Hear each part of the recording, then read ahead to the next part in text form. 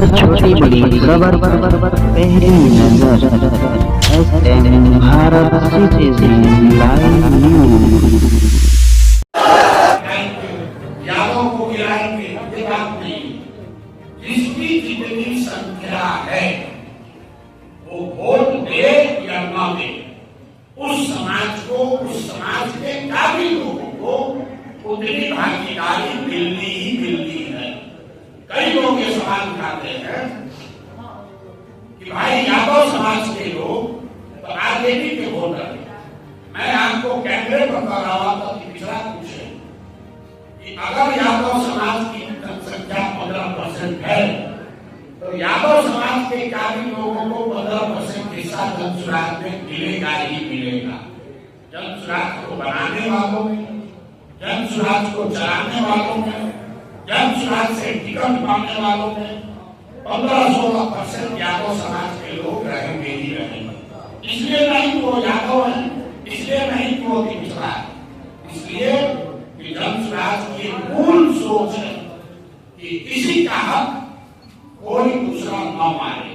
ना आपको अपने हक से ज्यादा मिलेगा, ना आपका हक किसी को मारने दिया जाएगा। शराबबंदी के पक्ष में आप भी हैं? शराबबंदी के पक्ष में है आप? भैया शराबबंदी हमने 100 बार कहा कि आप एक मान आदमी हम हैं जो कह रहा है कि जनसुराज की व्यवस्था बनी तो 1 घंटा के अंदर शराबबंदी को उठाकर बाहर फेंक देंगे। इससे फर्जी कोई कानून यहाँ लागू नहीं है। ये सिर्फ और सिर्फ नीतीश कुमार का प्रपोजल है।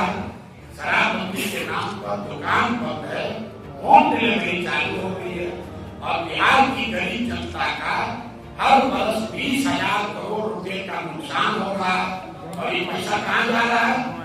ये पैसा जा रहा है भ्रष्ट अफसरों के पास, नेताओं के पास, शराब माफिया के पास। तो ये व्यवस्था क्यों नहीं हटनी चाहिए? बिल्कुल लोगों ने कहा कि अगर शराबबंदी के खिलाफ बोलिएगा तो महिला वोट नहीं देगी। हम आपको बता दें यही फर्क है जनसुराज में और दूसरे में। वोट मिले या न मिले, अगर हमको लगता है शराबबंदी गलत है तो शराबबंदी के खिलाफ बोलेंगे ही बोलेंगे। ऐसा नहीं करेंगे कि विपक्ष में बता रहे शराबबंदी हटना चाहिए और सत्ता में आए तो वही शराबबंदी अच्छा लगने लगे। आप तो इधर घुसिया जा रहे हैं, आपके पास डंडा है तो भाई देखिए ऐसा लोकतंत्र है। हर व्यक्ति को, हर दल को, हर नेता को अपना कार्यक्रम जनता के बीच रखने का पूरा फ्रीडम है। अगर उनको लगता है कि बिजली को फ्री करने से ही बिहार का सुधार होगा तो उनको खाने के लिए जनता पार्टी के उत्तर तय करेगी।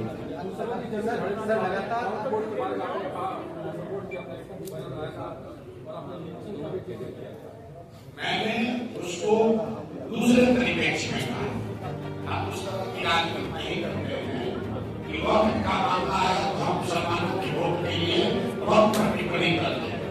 हमने ये कहा कि मुसलमानों के लिए मुश्किल घड़ी है, उनके लिए मशवरे की घड़ी है, क्योंकि आज जिस देश को एक आजादी में, जिस देश में को बनाने में मुस्लिम समाज का बहुत बड़ा योगदान है, इनके पुरखों ने अपनी खून बहाया है, उसी देश में आज उसके पार्लियामेंट में ऐसे कानून बनाए जा रहे हैं जिससे मुस्लिम समाज का एक बड़ा वर्ग अपने आप को असहज पाता है। और मैंने कुछ कानूनों का जिक्र किया, जैसे CA/NRC का कानून बन गया, वक्फ का कानून बन गया, यूनिफॉर्म सिविल कोड की बात हो रही है, लिंचिंग हो रही है। ये जो कानून बनते हैं तो देश का एक बहुत बड़ा वर्ग जो मुस्लिम है वो अपने आप को असहज महसूस करता है। तो स्वाभाविक तौर पर अगर आपकी राजनीति में भागीदारी नहीं रहेगी, आपके राजनीतिक विरोधी सत्ता में रहेंगे, वैचारिक स्तर पर, राजनीतिक स्तर पर अगर आपके सारे विरोधी आपके सत्ता में बैठे हैं, इस तरह की परेशानी आपको आई दी जाएगी। इसका सॉल्यूशन क्या है? रास्ता क्या है?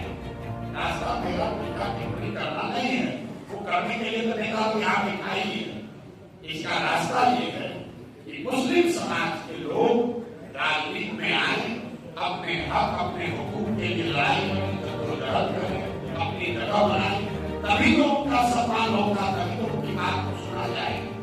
सिर्फ मेरे बयान दे देने से कि वह कानून खराब है, उससे तो मामला रुकेगा नहीं, लड़ाई लड़नी पड़ेगी, बिल्कुल गलत है, इसमें कहीं बिल्कुल गलत तो नहीं है। CA गलत है, हमने उसका विरोध किया, हमको उसके विरोध के लिए नीतीश कुमार ने पार्टी से निकाल दिया, लेकिन वही मुस्लिम समाज नीतीश कुमार का झंडा लेकर घूम रहा है।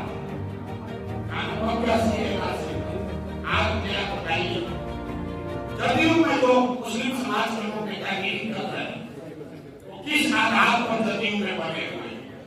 वक्त के कानून पर नीतीश कुमार की पार्टी ने पार्लियामेंट में भाजपा के साथ दिया, और आज भी मुस्लिम समाज का आदमी मदरसे में पैसा के लिए, बोर्ड में पोजीशन के लिए, अपने टिकट के लिए, अपने बच्चों को एमएलसी और बोर्ड में जगह दिलाने के लिए उनके साथ खड़ा, तब आप गलत करोगे, आपके समाज के साथ गलत ही होगा। मैं doctor Gautam Pande, ex employ of united nations, एक बात करना चाह रहा हूँ। अभी CTI chamber of trade and industry ने एक स्टेटमेंट दिया है।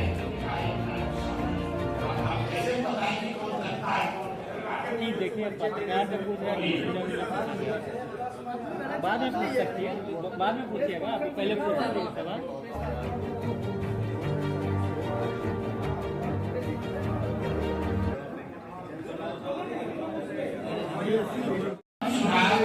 के नाम से जब ये यात्रा अभियान शुरू हुआ, कुछ लोगों ने का नाम रजिस्टर कराया है इलेक्शन कमीशन। उन लोगों का दावा है वो हमारे समर्थक हैं या हमारी मदद करना चाहते हैं। उन्होंने इलेक्शन कमीशन में एक दल रजिस्टर कराया। हम लोग इलेक्शन कमीशन में गए हैं और हम लोगों ने भी अपना एप्लीकेशन दिया है, प्रयास कर रहे हैं अगर इलेक्शन कमीशन की सहमति हो जाए या जो लोग पहले से बनाए हुए उनसे सहमति हो जाए तो धर्मशाला के नाम से बल मिल सकता है। लेकिन मैंने पहले सवाल के जवाब में कहा कि हमारे हाथ में नहीं है, इलेक्शन कमीशन के हाथ में है। 2 तारीख को आप लोग पता चलेगा इस दल का नाम धर्मशाला हुआ या कुछ दूसरा।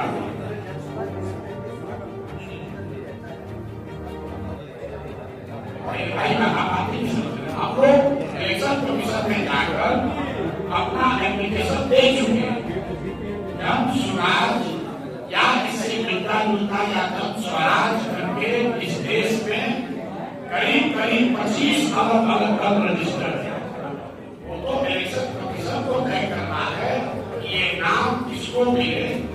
जन स्वराज बिहार में हम लोग के हिसाब से 2 तारीख को बनेगा और उस दिन इलेक्शन कमीशन से हम लोग को परमिशन मिलना चाहिए। इस प्रयास में हम लोग लगे हैं। अगर नहीं मिलेगा तो आपको सूचित करेंगे, मिलेगा तब भी आपको सूचित करेंगे। जैसे कांग्रेस पार्टी, एक कांग्रेस के नाम से 50 पार्टी रजिस्टर है, आप उसको रोक नहीं सकते।